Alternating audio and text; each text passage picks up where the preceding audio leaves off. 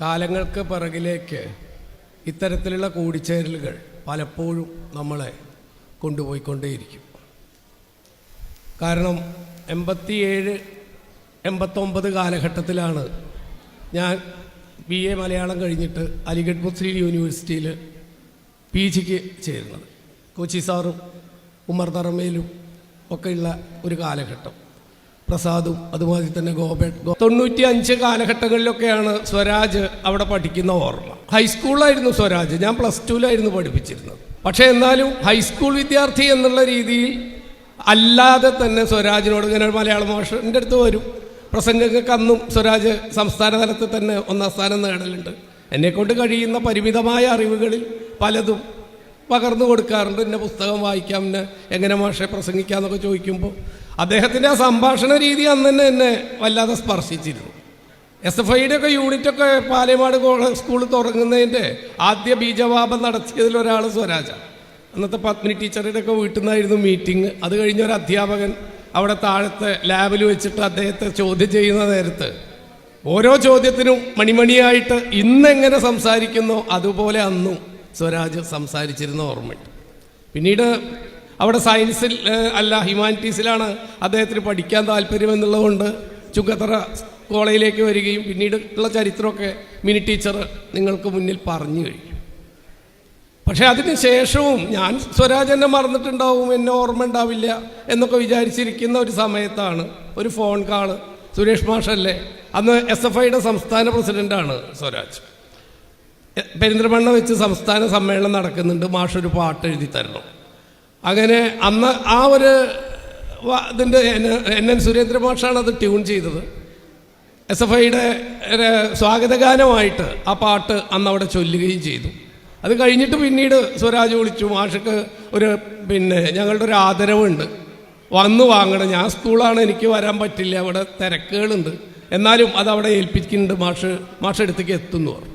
അങ്ങനെ അത് എത്തിയപ്പോൾ ബാമ്പൂവിൽ മുളയിൽ തീർത്ത EMSൻ്റെ ഒരു ശില്പവും മുള കൊണ്ട് തന്നെ ചെയ്ത ഒരു കപ്പലുമായിരുന്നു. ഇത് രണ്ടും ഇന്നും എൻ്റെ കയ്യിൽ വല്ലാത്തൊരു ഓർമ്മകളായിട്ട് നിൽക്കുന്നുണ്ട്. പിന്നീട് സ്വരാജിൻ്റെ ഓർമ്മകളിലൂടെ പോരുമ്പോൾ പിന്നീട് നമ്മുടെ സ്ഥാനാർത്ഥിയായിട്ടാണ് കാണുന്നത്. അതിനുശേഷം ഞാൻ സ്വരാജിനെ ഫോളോ ചെയ്യാൻ തുടങ്ങി. അപ്പോഴത്തേക്ക് ഫേസ്ബുക്കും കാര്യങ്ങളൊക്കെ കുറച്ചും കൂടി ഇതായി. ഫോണൊന്നും കാര്യമായിട്ടൊന്നുമില്ല.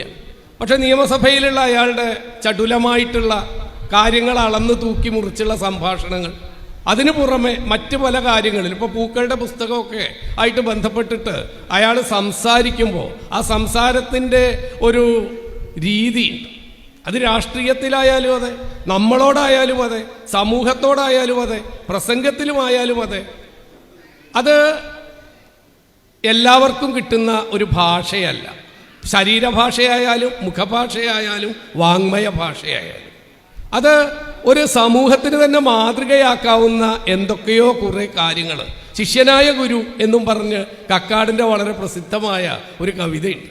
പലപ്പോഴും ഗുരു തന്നെ ശിഷ്യനാവുന്ന രീതിയിൽ പല കാര്യങ്ങൾ പല സന്ദർഭങ്ങളിലായിട്ട്, ഇപ്പോൾ ഒന്നും വേണ്ട, ഈയിടെ നടന്ന ഇപ്പം മലപ്പുറം ജില്ലയുടെ പരാമർശത്തിൽ എല്ലാവരുടെ എതിരാളികളുടെ വായടപ്പിച്ചുകൊണ്ട് അതിൻ്റെ സമരത്തിൻ്റെ ചരിത്രത്തെ പറ്റിയിട്ട് സ്വരാജ് പറഞ്ഞ കുറേ കാര്യങ്ങളാണ് ഇന്നിപ്പോൾ ചാനലുകൾക്കും എല്ലാവർക്കും അറിവായിട്ടുണ്ടെങ്കിൽ സത്യം പറഞ്ഞാൽ ആ ചരിത്രം ഞാനും അറിയുന്നത് അങ്ങനെയാണ്. നമുക്കറിയാത്ത കാര്യങ്ങളെ നമ്മളെ ഒരാൾ ഓർമ്മിപ്പിക്കുകയാണെങ്കിൽ അയാൾ നമ്മളുടെ ഓർമ്മകളിൽ എപ്പോഴും ഉണ്ടായിരിക്കും. നമുക്കറിയാത്ത ഭാഷകളിൽ ഒരാൾ നമ്മളോട് സംവദിക്കുകയാണെങ്കിൽ അയാളെക്കുറിച്ച് നമ്മൾ എപ്പോഴും ഓർക്കും.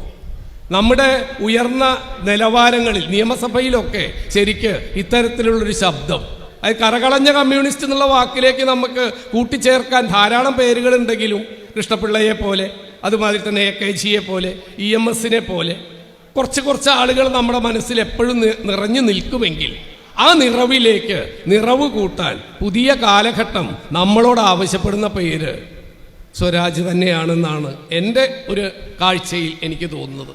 അദ്ദേഹത്തിന് എല്ലാവിധ ഭാവുകങ്ങളും വരുംകാല യാത്രയിലും ഇതും ഇവിടെയൊന്നും നിൽക്കേണ്ട ഒരു വ്യക്തിത്വമല്ല സ്വരാജ്. അത് എവിടെയൊക്കെയോ എത്തുമെന്നാണ് എൻ്റെ മനസ്സ് പറയുന്നത്. അന്ന് തന്നെ വളരെ ചുരുങ്ങിയ വോട്ടുകൾക്ക് എല്ലാവരും കൂടി ഒറ്റപ്പെടുത്തി തോൽപ്പിച്ചപ്പോഴും ഞാൻ ഫേസ്ബുക്ക് പോസ്റ്റ് ഇട്ടിരുന്നു. നിങ്ങൾ ഇന്നല്ലെങ്കിൽ നാളെ കേരളം തിരിച്ചറിയുന്നൊരു കാലം വരും. കാരണം പത്തായത്തിൽ നെല്ലുണ്ടെങ്കിൽ എലി വയനാട്ടിൽ നിന്ന് വരുന്നൊരു ചൊല്ലുണ്ട്. ഈ പത്തായത്തിലെ നെല്ല് ഇയാൾ സ്വയം തന്നെ കൃഷി ചെയ്ത് ഉണ്ടാക്കിയ അയാളുടെ ബോധ്യങ്ങളുടെ നെല്ലാണ്.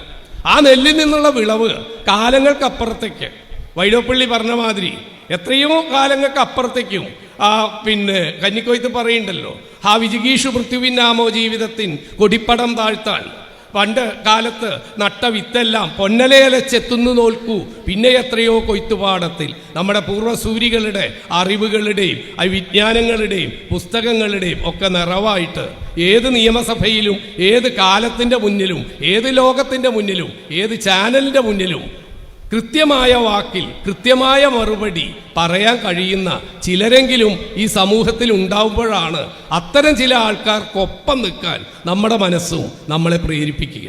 അങ്ങനെ ചിലരുണ്ടാവുമ്പോഴാണ് ഇത്തരം ചില സമൂഹങ്ങളിൽ ജീവിക്കുക നമുക്ക് ജീവിതം തരുന്ന ഒരു അനുഭവമാണ്. കാരണം ചുറ്റും തീപ്പന്തങ്ങളുടെ കാലമാണ്.